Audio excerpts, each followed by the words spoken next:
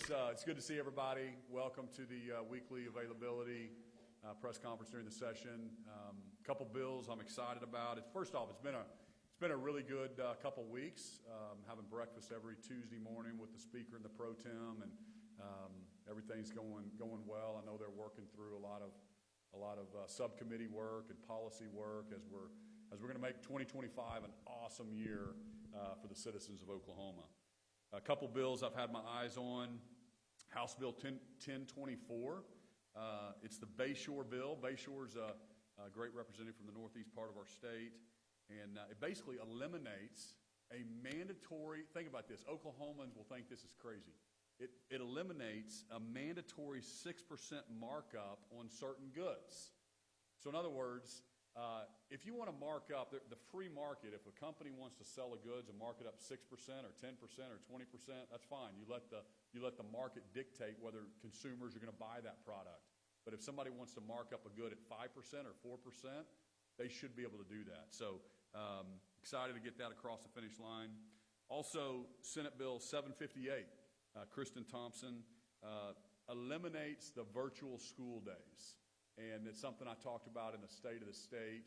We have some schools, some schools in Oklahoma going around 146 days a year, and other states are north of 180. And as we're trying to focus on outcomes, and we're trying to make sure that our kids are college ready or career ready, or they're ready to compete in the workforce, we all know that having kids in the classrooms with our wonderful school teachers is a must. So I hate the fact that we've got a snow day today. Let's make it up, or let's build in 4 or 5 snow days every year, but let's not call them virtual days and have them count as an instruction day. I think that's pretty common sense, and I think most Oklahomans agree with me on that. So with that, I'll open it up to Q&A and whatever's on your mind. I have some. Hey, Governor.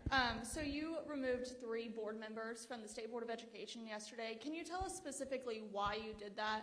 And then in the last 20 minutes, really, Walters has announced a Trump Advisory Committee naming 2 of those former board members. So why you replaced those 3 and your reaction to this?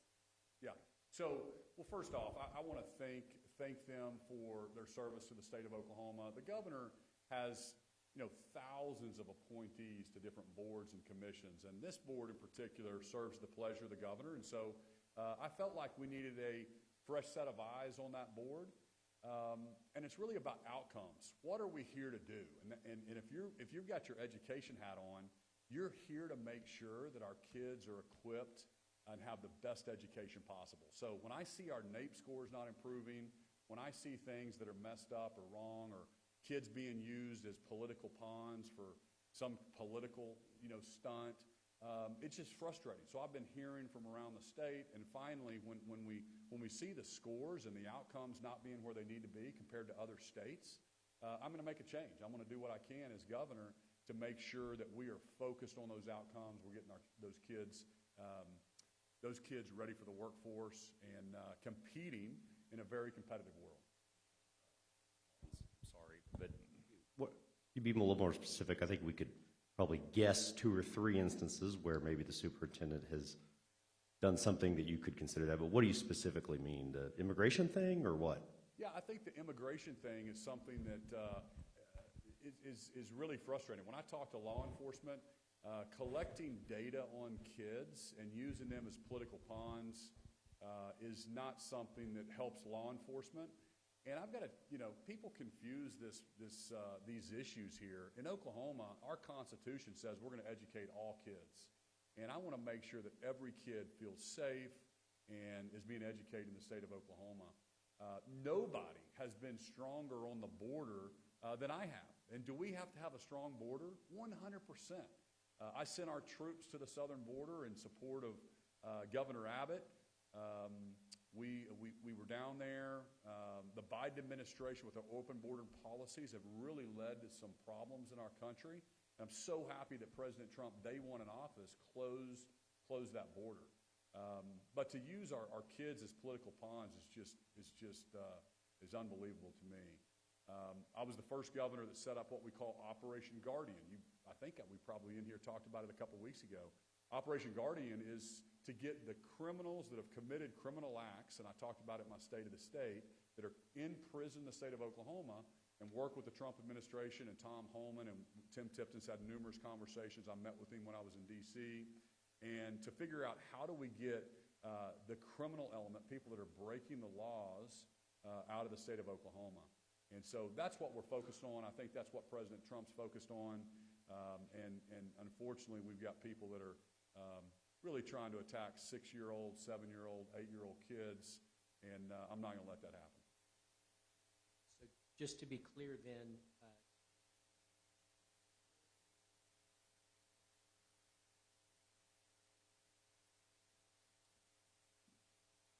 No, I haven't made anything off limits. The first step is to make sure that we have a fresh set of eyes. And again, having these folks, having really good Oklahomans on these different boards and commissions is really the first step that the governor can do. We've got a weird system in Oklahoma that you look to your governor and say, hey, governor, go fix education, but then there's a separately elected superintendent of education. And so, but the bottom line is when you think about the outcomes and you think about where our kids are compared to other states, we're not doing as well as we should.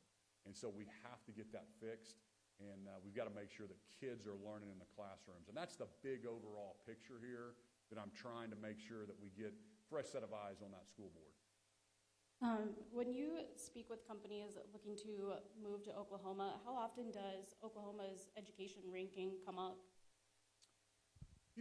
That's, I was just talking to a CEO the other day, and that's why I think the parental choice tax credit is so important that we got passed a couple years ago. We were going to inject competition in our schools. Now every single family has the ability to go to a private school, a Christian school, a Catholic school, any private school. We have great charter schools in Oklahoma.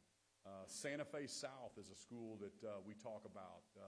The KIPP schools. There's schools that do apprenticeships, which I think are more and more going to be in vogue as we move forward. Because when you think about kids going to school 2 or 3 days a week and then going into an internship or an apprenticeship, that's what other countries are doing in their education model. And so I'm just trying to encourage more competition. And if we do that, I believe all boats are going to rise in our education system. But it's certainly, a CEO that's moving companies to Oklahoma, they're asking about the school system. Just like you or I, when you're moving to a town or you're moving to a school district and you're going to choose that school district or that home a lot of times based on what are the scores, how are the kids going to perform, where are my kids going to be, what are the parents like. And so that's pretty normal for a parent to want to make sure their kids have the best education possible.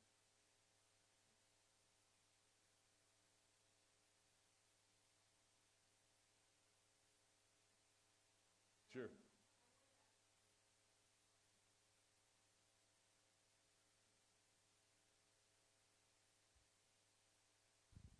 Fan of that idea. That proposal will eventually come to your desk in the form of administrative rules if the legislature advances that forward or takes no action on it. If that does hit your desk, would you not sign it? I'm curious how you would respond to that. Yeah, absolutely. I'm going to change that. I'm going to do what I can to change that. Collecting again, 6, 7, 8-year-old kids' addresses and immigration status in the state of Oklahoma, that's not a public safety issue. Let's go after the bad guys. Let's go after people that are committing crimes. And let's not terrorize and make our kids not show up at school. That's what I'm talking about. So that's the thing that it was an unforced error. And it's doing something that we shouldn't be doing in Oklahoma. Here's something that's interesting. I think Oklahomans will find this interesting. I did some research on, President Reagan. He was my favorite president, and I started looking back at some of his debates because these immigration issues, are nothing new. They've been around for a long time. And number one, you have to know who's coming in your country. You're not a country unless you have strong borders. So Trump's taking care of that day one in office. But President Trump and actually Bush, 41, during their debate when they were running against each other for president in 1980, they had a debate down in Houston, Texas. And they were asked this exact same question about should kids be taught in schools in Houston, Texas, who their parents brought them here or whatever? And the answer was yes. I mean, we're not going to not teach a 6, or 7, and 8-year-old kid how to, we're going to teach them how to read in America, and we're going to fix the actual problem, and that's at the border, and that's crime. But as far as giving people contracts to work and making sure we have a good H-1B visa situation and knowing who's here, and if you want to chase the American dream, if you want to be part of our country, and you're coming here and doing things legally, and we're matching an employer with an employee, man, I've been all over the world, and that's pretty much kind of the way that every country operates. They know who's coming in, they know who's working, they know who's paying their taxes and following their laws. You don't follow our laws, you're going to be out of our country. So, but again, when I see people running for political office, and I've told you all this before, you're going to see more of this as we get into later this year and in 26, and as you see people running for governor, they're trying to get headlines. They're trying to get their names in the paper. I've never been in politics. I never was in politics. I never was in another office before I ran to serve my state as governor. And so Oklahomans know that I'm just focused on outcomes. I'm focused on making Oklahoma top 10, and we're doing it. We've got flat budgets. We've done tax cuts. We have the largest savings account we've ever had. I've put more money in education in my first 6 years than they did for like 30 years before I got here. I've given our teachers wonderful pay raises. I pay market. We have fewer people incarcerated today than when I took office. I'm going to have fewer state employees when I leave at 8 years than when I started. And so we've been very proud of this. But I've got to call balls and strikes when I see people attacking my state or attacking or not doing a good job in education. I'm going to step in and do what I can to try to fix it. Hey, how's it going? So kind of going into that, we've asked you about Walters for quite some time. There's been investigations, there's been lawsuits, there's been so-called drama popped up several times in the last year or so. Every time we've kind of asked you about him, you go, the people chose him. I don't want to get involved with that too much. So why now? Why are you choosing to step in now when there's been other situations, lawsuits and whatnot? I think there's investigations right now. So why now? And then finally, I want to ask you, the AG, he's running for governor, so that kind of goes into that too. They're saying you're not Trump enough. I guess what's your response to that? Oh, man, that's pretty funny. Well, first off, why now? I guess it's when you're picking on kids. I guess when you're using them as political pawns. I guess when you're starting to make my state nervous about something that's just pretty normal. I guess that's when I'm like, listen, enough's enough. This is getting ridiculous. But yeah, I mean, here's the deal. These guys are running for their next office. They're playing politics, trying to get their names in the paper, and Oklahomans can see right through it. I think that's why Oklahomans hate politicians so much, is because do the job you're elected to do. That's what drives me crazy. You run to get your job, and then you end up running for the next deal instead of actually focusing and doing the job you're elected to do. When I won governor, I canceled and got rid of all of my political people, and they all criticized me. My political people were like, hey, you need to do this for re-elect. I said, listen, if I do my job for Oklahomans, I'm doing this as a sacrifice, this is public service. Oklahomans will beg me to run for re-election. So let's go do the job that we're called to do. And I think that's what's so frustrating is you see people weaponizing their offices, doing different things to get publicity. Maybe they're doing it out of a clean heart, but it sure looks questionable, especially when you pick on 8-year-old kids. Looks like I'll be the one that changes the topic. A little bit on Doge, okay. You describe how you would like to see the division run as it gets set up, how it plugs into legislative efforts, and if there's a timeline on when we'll know who the Doge advisor will be. Yeah, so thanks for asking that. First off, I want to commend the House. Speaker Hilbert has really been focused on this as well. Lonnie Paxton, those guys are fiscal conservatives. They want to help with this. I think all of America, I was on Sean Hannity's radio program, and we were talking about, the Doge National, what Elon's doing. Here's the deal. The Doge nationally, those guys, they're not cutting the military, or they're not cutting Medicaid or Medicare. They're not cutting those things. What they're doing is they're looking for the waste, fraud, and abuse, right? And we need to be doing that. Americans know we need to be doing that. Oklahomans know because we're spending $2 trillion over our income. Imagine if you make $80,000 a year, but then you're spending $160,000, right? You can't sustain that forever. You're going to put credit card debt on yourself, and then you're going to be making interest payments on that. Well, that's what our government's been doing for some time. Now they have a $36 trillion debt. Our interest-only payments are more than we spend on our national defense. Okay? And we spend a lot of money on national defense, and that's interest only. In other words, your mortgage payment is interest and principal. So you're going to pay it off eventually, right? Even though it's a 30-year mortgage. But we're doing interest only. That means we're not doing interest and principal on the national debt. So it's getting worse. Then we're borrowing $2 trillion. So some of the stuff they're finding on the federal level is just amazing. I've been doing Doge OK since I started. I've been doging in Oklahoma since January of 2019. And as you know, I'm a smaller government, flat budgets, give the money back to the people, keep this place as small as possible.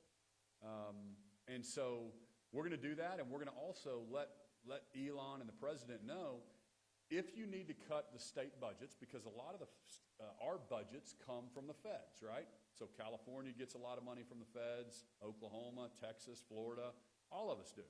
So instead of a one-size-fits all, Elon saying we're going to cut 10% of the money that we give to the state of Oklahoma, my theory is we need to help him with that. And we need to say, okay, Elon, if you're going to cut 10% of what you're giving to the state of Oklahoma, here's the scalpel approach. So here's how we think we can do it efficiently instead of just cutting one thing or another. And so we think we can help him with that. And if you extrapolate that over 50 states, that's where he can come up with $500 billion or $1 trillion, whatever the number is. So that's my purpose with the Doge OK, is to really help Elon know if you can block grant something to us, here's how it needs to look. I mean, FEMA, I've got a call with FEMA later this week, and they're thinking about a block grant situation that'll help us. Those are the reasons we're doing it, but we're looking at all the efficiencies and all the waste and consolidation in our state government so we can deliver better services, more efficient government for the people of Oklahoma. After all, that's who we serve, right? You've been in office 6 years now. Where is the waste? What responsibility do you have? Well, first off, we've been working on it the whole time. But if we're going to cut another, like I said, 10% out of the federal expenditures to Oklahoma, I want to be part of that. So we're going to have to even tighten our belt a little bit more versus President Trump just saying, hey, here's across the board going to be a cut to the states. I think we ought to be part of that. I can give you a couple different examples. I mean, going after vehicles. We have 1,000 fewer vehicles than when I started. Look at my employee count. This is not by accident.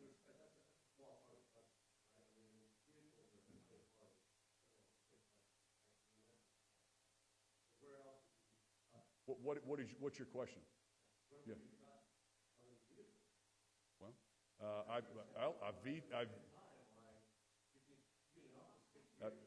I vetoed the OETA deal. I would have cut about $5 million from a state agency. I know you love that kind of stuff, but I would have.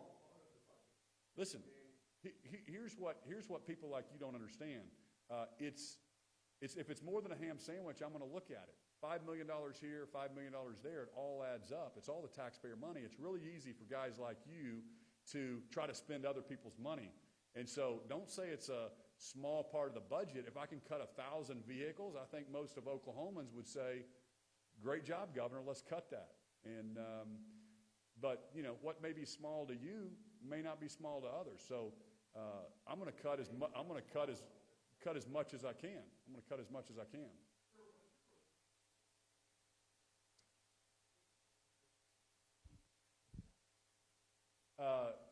Well, I haven't talked to Mr. Walters, so I don't think the relationship's really good at all. After I read what he said, it didn't sound like he liked me too much. But when I focus on, I know he's running for another office and trying to get headlines, and so he can do that all he wants. But when we focus on the kids and we focus on outcomes, let's make sure that we're keeping the kids at the center. And so, you know, when you've got failing test scores and you've got this kind of turmoil and drama, and he's the superintendent of education, he needs to be held accountable for that, and we need a fresh set of eyes on those boards. I'm sorry?